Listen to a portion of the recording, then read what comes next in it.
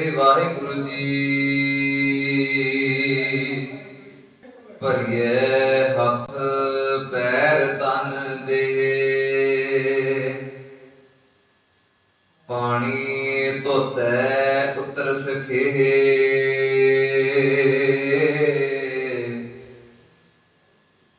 मूत पलीती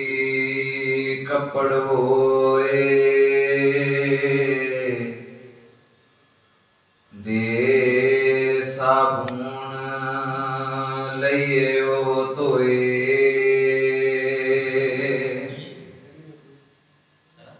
भरिए मत पापा कै संग ओ तो पै नावे कै रंग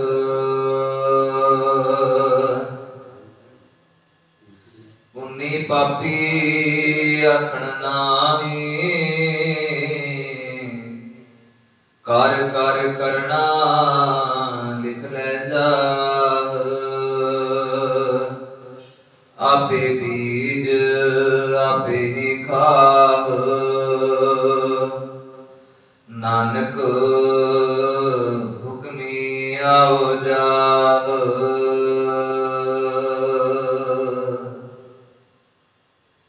शब्द गुरु साहिब श्री गुरु ग्रंथ साहिब जी जिन्हां दा पावन कोट आसरा तकदे हुए अमृत वेले तो समूह सतसंगी जन गुरमुख प्यारे दाता अकाल पुरख वाहिगुरु जो है उन्हां दा शुकराना करदियां होइयां साहिब जी दे रब्बी गुणां दे नाल सांझ बनाउण दे वास्ते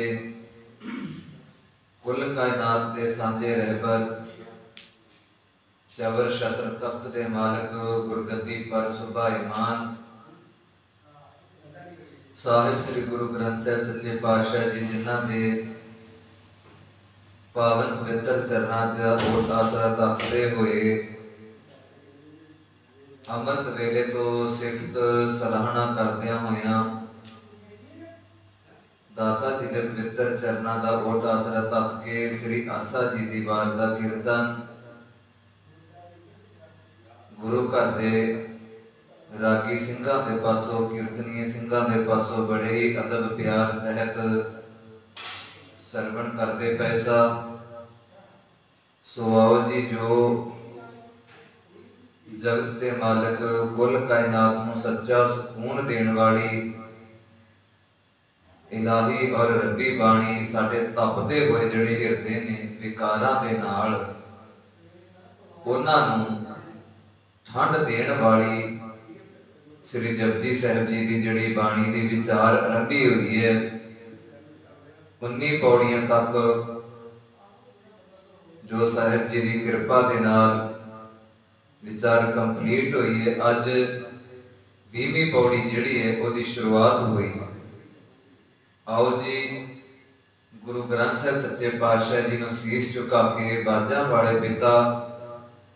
दशमेश पिता जी दे चरणां दा ध्यान धर के बुलाओ जी फतेह। वाहिगुरु जी का खालसा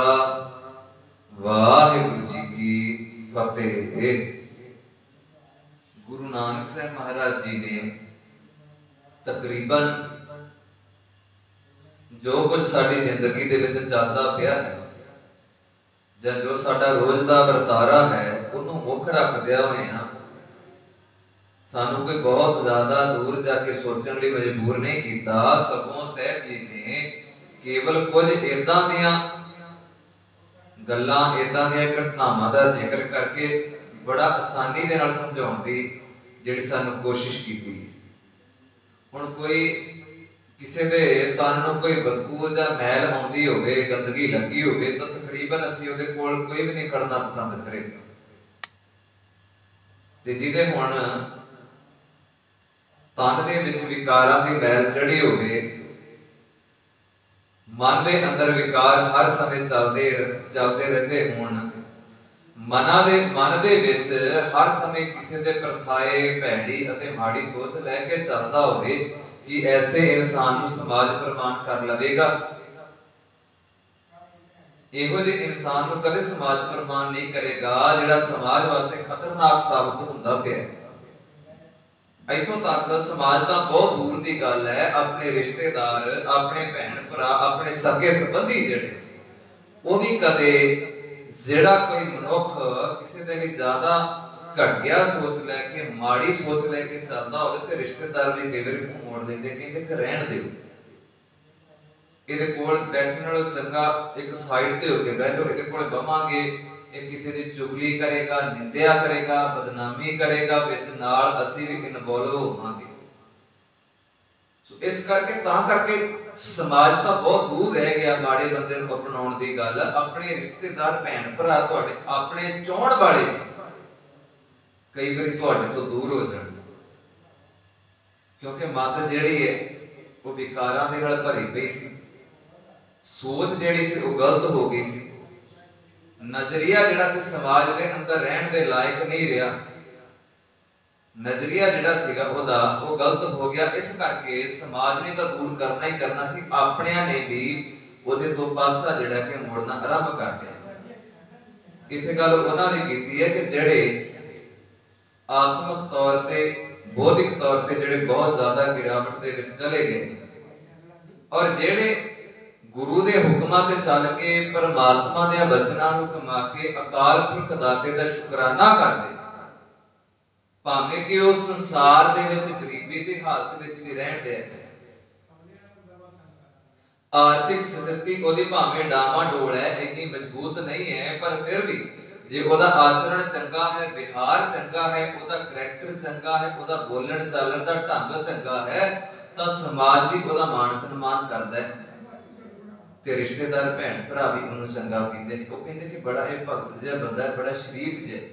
कदे भी इहदे मूंह चों असीं किसी दे लई कोई खरबा बोल नहीं सुने, मंदा बोल कदे नहीं सुने, हमेशा दूजियां दा चंगा लोचदा है, चंगा सोचदा है, चंगी भली बड़ी गल करता है। तां करके ये भावें आर्थिक तौर ते डामाडोल है पर वैसे ये मन दा साफ है। हुण इत्थे भी सर कहण लगे कि जदों बाहरी तौर ते कोई साडा पहनिया होया जिहड़ा लीड़ा कपड़ा है, जदों वो मैला हो जाता है उन्होंने धोण दे वास्ते अनेकां इदां दे उपाय कीते जाते, अनेकां इदां दी चीज़ां अपनाईयां जांदियां हन, सर्फ सोडा साबण आदि ले भरिए मत भरिए हथ पैर कंन दे कहण लगे जे तेरा शरीर मैला है, शरीर गंदा है, पैर मैले हैं ते तू बाहरों चक्के कोई साबण ते अपने हाथां नूं साफ कर लवे। साहब कहने लगे भरिए हथ पैर तन दे तीन चीज़ां दी गल कीती, इहदे विच सारा शरीर ही कंप्लीट कर दिता। नाल कह दिता कि अगर किसी तरह दा कोई मैल लगी हुई है तो उन्होंने धोण दे वास्ते तेरे कोल अनेकां उपाय हन, अनेकां तेरे कोल वस्तुआं मौजूद हन जिहदे करके तू अपना शरीर नूं बाहरों बारी साफ कर सकदा है। पानी धोता है पुत्र सखेत साहब कहने लगे जदों हाथ पैर मैले हो गए, गंदगी आ गई ते मनुख ने सोचा कि इन्हां नूं सवार लिया जावे, साफ सुथरा कर लिया जावे, उहदे करके अपने शरीर नूं हत्थां नूं पैरां नूं पानी दे नाल धो के सामने साफ सुथरा हो। फिर कहने लगे अगर तेरा लीड़ा कपड़ा शरीर ते पहनिया होया जिहड़ा असीं तन उत्ते जिहड़ा कपड़ा पहनदे मूत पलीती कपड़ होए दे साबुन लईए ओह धोए। कहने लगे शरीर नूं धोण वास्ते अनेकां उत्पाद इत्थे मौजूद ने, अनेकां तरह दे प्रोडक्ट समाज पए होए ने दुकानां उत्ते, मन होंदा प्रोडक्ट लिया के तू अपने शरीर उत्ते तन उत्ते वरत के इहनूं साफ सुथरा करन दा हमेशा उपराला करदा रहे। अपने हत्थां नूं, अपने पैरां दी बनतर नूं, अपने तन दी बनतर नूं थोड़ा जिहा होर ज्यादा सुचज्जिया करन वास्ते कि मैं सोहना लगा, मेरे तन दी सुंदरता ज्यादा वध जावे, मैं होर ज्यादा सोहना सुनखा समाज विच लगा, मेरे वल वेख के कहण इहदे वर्गा सोहना सुनखा कोई होर नहीं है, बड़ा मन नूं इहदे नैन नक्श मोह लैंदे। ते सर कहण लगे ਜਦੋਂ ਤੇਰੇ ਹੱਥ ਪੈਰ ਮੈਲੇ ਤਨ ਮੈਲਾ ਹੋ ਜਾਂਦਾ, ਤੂੰ ਕੋਈ ਨਾ ਕੋਈ ਯਤਨ ਉਪਰਾਲਾ ਕਰਕੇ ਉਹਦੇ ਤੋਂ ਜਿਹੜੀ ਇਹ ਗੰਦਗੀ ਲੱਗੀ ਹੁੰਦੀ ਹੈ, ਚਿੰਬੜੀ ਹੁੰਦੀ ਹੈ ਗੰਦਗੀ, ਉਹਨੂੰ ਖਤਮ ਕਰ ਦੇਣਾ। ਪਾਣੀ ਧੋਤਾ ਹੈ ਉਤਰ ਸਕੇ। ਕਹਿੰਦੇ ਜੇ ਨਹੀਂ ਕੋਈ ਮਹਿੰਗਾ ਪ੍ਰੋਡਕਟ ਲਿਆ ਸਕਦਾ, ਘਰ ਦੇ ਵਿੱਚ ਤੇਰੇ ਕੋਈ ਸਰਫ ਸੋਡਾ ਸਾਬਣ ਵਗੈਰਾ ਹੈ, ਤੂੰ ਉਹਦੇ ਨਾਲ ਹੀ ਆਪਣੇ ਹੱਥ ਮੂੰਹ ਧੋ ਕੇ ਪਾਣੀ ਦੇ ਨਾਲ ਇਹਨਾਂ ਨੂੰ, ਮੂੰਹ ਨੂੰ, ਆਪਣੇ ਤਨ ਨੂੰ, ਪੈਰਾਂ ਨੂੰ ਸਵਾਰ ਕੇ ਸਾਫ ਸੁਥਰਾ ਕਰ ਲੈਣਾ। ਆਂਦੇ ਉਸ ਤੋਂ ਬਾਅਦ ਤੇਰੇ ਤਨ ਤੇ ਪਹਿਨਣ ਵਾਲੇ ਕੱਪੜੇ ਜਿਹੜੇ ਉਹ ਵੀ 1-2 ਦਿਨਾਂ ਬਾਅਦ ਮਲੀਨ ਹੋ ਜਾਂਦੇ ਨੇ, ਮੈਲੇ ਹੋ ਜਾਂਦੇ ਨੇ, ਮਿੱਟੀ ਘਟਾ ਲੱਗ ਜਾਂਦਾ ਹੈ। ਉਹਨਾਂ ਨੂੰ ਵੀ ਧੋਣ ਵਾਸਤੇ ਸਰਫ ਸੋਡਾ ਆਦਿ ਤੋਂ ਵਰਤਦਾ ਹੈ। ਕੋਈ ਚੰਗੀ ਕੁਆਲਿਟੀ ਦਾ ਕੋਈ ਸਾਬਣ ਲੈ ਕੇ ਉਹਦੇ ਨਾਲ ਜਿਹੜੇ ਤੇਰੇ ਤਨ, ਤੇਰੇ ਪਹਿਨੇ ਹੋਏ ਲੀੜੇ ਕੱਪੜੇ ਵੀ ਉਹਨਾਂ ਨੂੰ ਧੋ ਕੇ ਸਾਫ਼ ਕਰ ਲੈਣਾ। ਪਰ ਸਾਹਿਬ ਕਹਿਣ ਲੱਗੇ ਇਹ ਤਾਂ ਇੱਕ ਗੁਰੂ ਦਾ ਹਮੇਸ਼ਾ ਸੰਗ ਜਦੋਂ ਤੇਰੇ ਨਾਲ ਰਹੇਗਾ, ਤੇਰੇ ਮਨ ਦੀ ਗਲਤ ਸੋਚ, ਮਾੜੀ ਸੋਚ ਜਿਹੜੀ ਹੈ ਉਹ ਖਤਮ ਹੋ ਜਾਵੇਗੀ। ਭਰੀਏ ਮਤ ਪਾਪਾਂ ਕੇ ਸੰਗ ਉਹ ਧੋਪ ਹੈ। ਅੱਗੇ ਸਾਹਿਬ ਜੀ ਕਹਿਣ ਲੱਗੇ ਬਾਹਰੀ ਤੌਰ ਤੇ ਸਰੀਰ ਨੂੰ ਧੋਣ ਦੇ ਅਨੇਕਾਂ ਪ੍ਰੋਡਕਟ ਮੌਜੂਦ ਨੇ। ਕੱਪੜੇ ਲੀੜੇ ਸ਼ਿੰਗਾਰਨ ਵਾਸਤੇ ਸਾਫ਼ ਸੁਥਰੇ ਕਰਨ ਦੇ ਲਈ ਬਾਜ਼ਾਰ ਅੰਦਰ ਮਹਿੰਗੇ ਤੋਂ ਮਹਿੰਗੇ ਸਾਬਣ, ਸਰਫ ਸੋਡੇ ਮੌਜੂਦ ਨੇ, ਜਿੰਨਾ ਕਰਕੇ ਤੇਰਾ ਤਨ ਦਾ ਸਾਫ ਸੁਥਰਾ ਹੋ ਜਾਣਾ ਵੀ ਇਸ ਗੱਲ ਦੇ ਲਈ ਮੈਂ ਸਹਿਮਤ ਹਾਂ, ਅਤੇ ਕੱਪੜਿਆਂ ਦਾ ਸਾਫ ਸੁਥਰਾ ਹੋਣਾ ਵੀ ਸਹਿਮਤ ਹੈ। ਪਰ ਜੇ ਤੂੰ ਕਵੇਂ ਕਿ ਆਪਣੇ ਤਨ ਨੂੰ ਸ਼ਿੰਗਾਰ ਕੇ, ਤਨ ਨੂੰ ਸੋਹਣਿਆ ਕਰਕੇ ਆਪਣੇ ਔਗਣਾ ਦੇ ਉੱਤੇ ਪਰਦਾ ਪਾ ਲਵੇਂਗਾ, ਗੁਨਾਹਾਂ ਤੇ ਪਰਦਾ ਪਾ ਲਵੇਂਗਾ, ਤਾਂ ਸਾਹਿਬ ਕਹਿਣ ਲੱਗੇ ਇਹ ਤੇਰਾ ਵੱਡਾ ਇੱਕ ਮਨ ਦਾ ਵਹਿਮ। ਭਰੀਏ ਮਤ ਕਹਿਣ ਲੱਗੇ ਮਤ ਤੇਰੀ ਜਿੰਨਾ ਚਿਰ ਸਾਫ ਸੁਥਰੀ ਨਹੀਂ, ਜਿੰਨਾ ਚਿਰ ਤੇਰੇ ਮਤ ਦੇ ਅੰਦਰ, ਤੇਰੇ ਸੋਚ ਦੇ ਅੰਦਰ ਵਿਕਾਰ ਆਪਣਾ ਘਰ ਕਰਕੇ ਬੈਠੇ ਨੇ, ਉਹਨਾਂ ਸਮਾਂ ਤੇਰਾ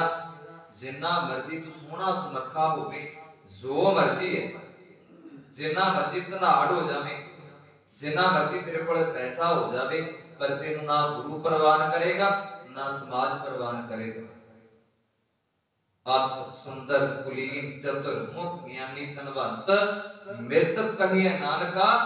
ਜੇ ਪ੍ਰੀਤ ਨਹੀਂ ਭਗਵੰਤ। ਕਹਿਣ ਲੱਗੇ ਅਤ ਸੁੰਦਰ, ਦੁਨੀਆ ਦਾ ਅਤ ਸੁੰਦਰ, ਬੜਾ ਸੋਹਣਾ ਹੋਵੇ ਤੇਰਾ ਤਨ, ਕੁਲੀਨ ਚੰਗੇ, ਉਹਦੇ ਕੋਲ ਬੁੱਧ ਵੀ ਚੰਗੀ ਹੋਵੇ, ਚਤੁਰ ਬਹੁਤ ਜ਼ਿਆਦਾ ਚਲਾਕ ਹੋਵੇ, ਆਪਣੀਆਂ ਗੱਲਾਂ ਦੇ ਨਾਲ ਕਈਆਂ ਨੂੰ ਭਰਮਾ ਲੈਂਦਾ ਹੋਵੇ, ਤੇ ਆਪਣੇ ਮੁਖ ਤੋਂ ਉਹ ਕਹਿਣ ਵਾਲਾ ਹੋਵੇ ਕਿ ਮੈਂ ਬਹੁਤ ਗੱਲਾਂ ਇਦਾਂ ਦੀਆਂ ਕਰ ਲੈਣਾ ਵਾ ਕਿ ਮੇਰੀ ਇੱਕ ਗੱਲ ਨੂੰ ਸੁਣਨ ਦੇ ਲਈ ਲੱਖਾਂ ਦੀ ਭੀੜ ਇਕੱਠੀ ਹੋ ਜਾਂਦੀ। ਗਿਆਨਵਾਨ ਵਾਲਾ ਹੋਵੇ, ਚੰਗੀਆਂ ਕਿਤਾਬਾਂ ਪੜ੍ਹ ਲਈਆਂ ਹੋਣ, ਉਹਦੇ ਗੱਲ ਕਰਨ ਦਾ ਤਰੀਕਾ, ਤਜਰਬਾ ਇੰਨਾ ਹੋਵੇ ਕਿ ਸੁਣਨ ਵਾਲਾ ਕੀਲਿਆ ਜਾਏ। ਕਹਿੰਦੇ ਕਿ ਜੇ ਤੇਰੇ ਕੋਲੇ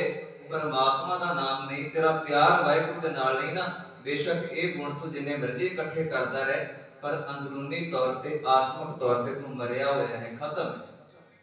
ਆਤਮਿਕ ਤੌਰ ਤੇ ਸਾਹਿਬ ਕਹਿਣ ਲੱਗੇ ਕਿ ਤੂੰ ਖਤਮ ਹੈ ਜੇ ਤੇਰੇ ਕੋਲ ਵਾਹਿਗੁਰੂ ਪਰਮਾਤਮਾ ਦਾ ਨਾਮ ਹੀ ਨਹੀਂ ਹੈ। ਜਿੰਨਾ ਮਰਜ਼ੀ ਸੋਹਣਾ ਹੈ, ਚੰਗੀ ਕੁਲ ਵਾਲਾ ਹੈ, ਚੰਗੀ ਬੁੱਧੀ ਵਾਲਾ ਹੈ, ਚੰਗੇ ਗਿਆਨਵਾਨ ਵਾਲਾ ਹੈ, ਜਿੰਨੀਆਂ ਮਰਜ਼ੀ ਕਹਿੰਦੇ ਧਾਰਮਿਕ ਕਿਤਾਬਾਂ ਪੜ੍ਹ ਲੀਆਂ, ਜਿੰਨਾ ਮਰਜ਼ੀ ਤੂੰ ਧਾਰਮਿਕ ਗ੍ਰੰਥਾਂ ਨੂੰ ਪੜ੍ਹ ਲਿਆ, ਪਰ ਜੇ ਆਪਣੀ ਜ਼ਿੰਦਗੀ 'ਚ ਨਹੀਂ ਨਾ ਅਪਣਾਇਆ ਅਜੇ ਤਾਈਂ, ਤੇ ਸਾਹਿਬ ਕਹਿਣ ਲੱਗੇ ਤੇਰਾ ਤਨ ਤਾਂ ਚੱਲਦਾ ਪਿਆ ਹੈ, ਪਰ ਮਨ ਤੇਰਾ ਆਤਮਿਕ ਤੌਰ ਤੇ ਤੂੰ ਬਹੁਤ ਦਿਨਾਂ ਤੋਂ ਖਤਮ ਹੋ ਚੁੱਕਿਆ ਹੈ। ਇਸੇ ਕਰਕੇ ਸਾਹਿਬ ਕਹਿਣ ਲੱਗੇ ਆਪਣਾ ਮਨ ਜਿਹੜਾ ਹੈ ਉਹ ਗੁਰੂ ਦੇ ਚਰਨਾਂ ਨਾਲ ਜੋੜ ਕੇ ਆਪਣੀ ਮੱਤ ਨੂੰ ਸਵਾਰ ਕੇ ਰੱਖਣਾ। ਭਰੀਏ ਮਤ ਪਾਪਾਂ ਕੇ ਸੰਗ, ਸਾਹਿਬ ਕਹਿਣ ਲੱਗੇ ਉਹ ਧੁੱਪ ਹੈ ਨਾਵੇ ਕੈ ਰੰਗ। ਅੱਗੇ ਨਾਲ ਦੀ ਨਾਲ ਉਸ ਗੱਲ ਦਾ ਜਵਾਬ ਵੀ ਦੇ ਦਿੱਤਾ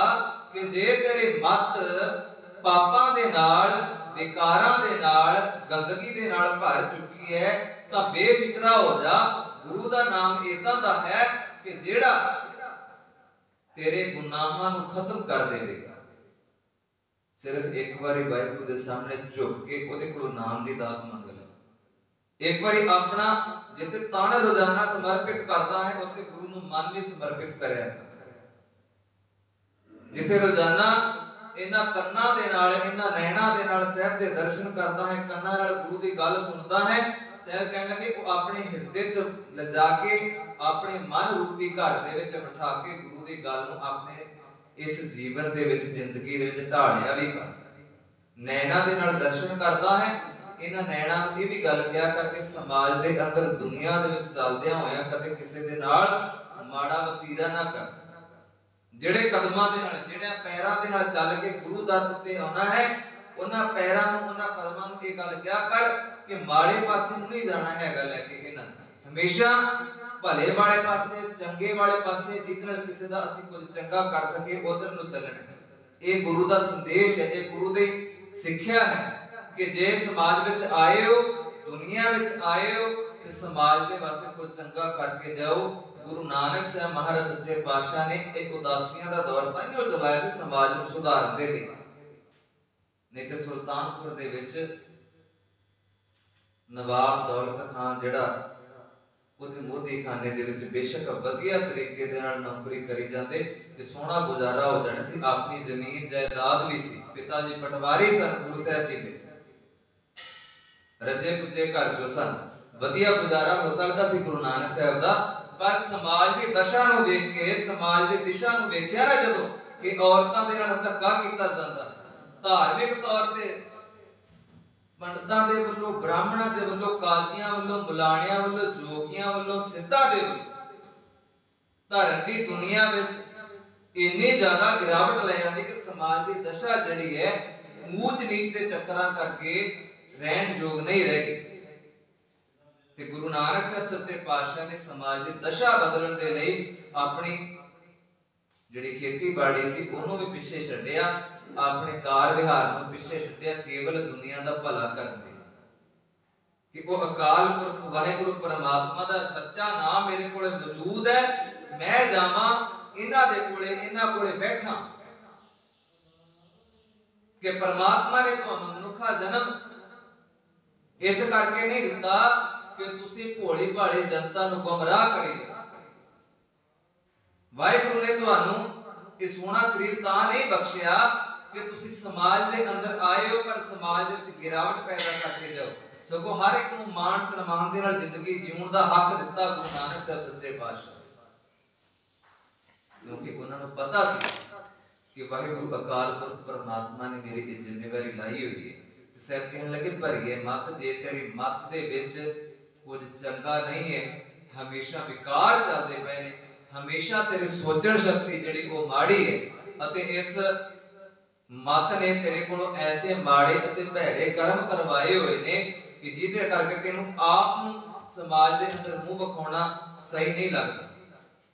ते दाता जी कहने लगे कि ये जिहड़े तेरे मन अंदर विकार भरे पे ने, जिहड़े दिन रात तैनूं जीउण नहीं दिंदे, जिन्ना करके तेरा जीउणा दुश्वार होया पिया है। साहब कहने लगे जिद्दां तन नूं धोण दे वास्ते किन्ने प्रोडक्ट बने हुए ने, कपड़े लीड़े नूं धोण वास्ते साबण सर्फ सोडा वरतदा पिया है, इदां ही तेरी जिहड़ी भैड़ी मत है इहनूं साफ कर दे लई ओह धुप है, ओहनूं धोण दे लई नाम रूपी जिहड़ा रंग है साहब कहने लगे ओहदे विच रंगिया गुरु दी बाणी नूं पढ़, गुरु दे सच्चे सिद्धांत नूं अपना। जिस दिन तो असि साहब सच्चे पातशाह जी की बाणी दे एक एक अखर नूं, एक एक शब्द नूं अपने मन च वसाउण दी कोशिश करांगे ते फिर सानूं इह गल नहीं कहनी पवेगी कि दुनिया दे विच रह के असि दुख प्राप्त कीता, क्योंकि सानूं पता लग जाएगा कि कमियां तां साडे खुद दे अंदर सन, कमियां साडे अपने विच सन। हुण गुरबाणी दे राही अपनी जिंदगी नूं तब्दील कर लिया, गुरु दे हुक्म दे मुताबिक अपनी जिंदगी सवार लिया, तां करके साहब कहने लगे तेनू जिंदगी जीण दा वखरा आनंद आ जाएगा। तेरे मन दे अंदर किसी नाल कोई रोसा, किसी नाल कोई गिला शिकवा, किसी दे नाल कोई मन मुटाव नहीं रहेगा, सगों सारा ही समाज, सारा संसार तेनू अपना लगेगा। कदे सिख इतिहास दे विच वेखो गुरु नानक साहब तो लैके गुरु गोबिंद सिंह महाराज उस तो बाद 12 मिसला हुई, बाबा बंदा सिंह बहादुर जी हुए, महाराजा रणजीत सिंह जी हुए, इन्हां दे राज अंदर भी कदे वितकरा नहीं सी किसी दे नाल कीता। महाराजा रणजीत सिंह हो गए, बाबा बंदा सिंह बहादुर जी हो गए, किसी दे नाल कोई समाज दे प्रथाए कोई वितकरा नहीं सी करदे, क्योंकि इन्हां दे कोले गुरु दा नाम सी, गुरु दी बाणी सी, गुरु दा दस्सिया होया सिद्धांत सी, तां करके सारिआं नूं बराबर दा मान सम्मान बख्शदे सन। अते अज भी रहिंदी दुनिया उन्हां दे नाम नूं झुक के सलाम करदी है। कि महाराजा रणजीत सिंह वर्गा किसी का राज नहीं होया। उन्होंने महान जरनैल हरि सिंह नलवा जिन्होंने कि महाराजा रणजीत सिंह का बड़ा डट के साथ दिता। ते जदों महान जरनैलों की एक बारी सूची बनी, आस्ट्रेलिया के एक मैगजीन ने सूची बनाई, ਉਹਦੇ ਵਿੱਚ सब तो पहले नंबर ਤੇ ਅੱਜ भी सरदार हरि सिंह नलवा जी का नाम मौजूद है, क्योंकि उस समाज के प्रति गुरु की बाणी मुताबिक उन्होंने अपने आप को ढालिया, हमेशा दूजियां दे दुख नूं अपना दुख जान के चलिया, दूजियां दी मुसीबत नूं अपनी मुसीबत समझिया, और हर एक दे नाल दिल तो खड़दे सन, हर एक दे नाल चंगा वतीरा करते सन। यही महाराजा रणजीत सिंह दा सी। हर एक के प्रति उन्होंने मन के विच दयालता, हर एक नूं अपना समझते सन। कभी उन्होंने ये नहीं सीखिया जाति के आधार पर, कभी उन्होंने कानून नहीं सी तैयार किया। इको जिहा न्याय, इको जिहा इंसाफ सारे वास्ते सी। इस तो पता लगता है कि जिन्हां दे हिरदे दे विच गुरबाणी वसी सी, भावें वो वड्डे वड्डे अहुदियां ते भी विराजमान हो गए सन, पर इंसाफ वाली जिहड़ी तलवार सी वो सारे लिए बराबर चलती सी। कदे इदा नहीं सी कि ये साडे कौम दे ने, ये बाहर दी कौमां दे, सारे को बराबर दा मान सिख राज बाबा बंदा सिंह बहादुर अते महाराजा रणजीत सिंह दे राज विच मिलिया। ये सारा कुछ गुरु नानक साहब सच्चे पातशाह जी की सोच सी, क्योंकि गुरु नानक साहब महाराज इस गल दा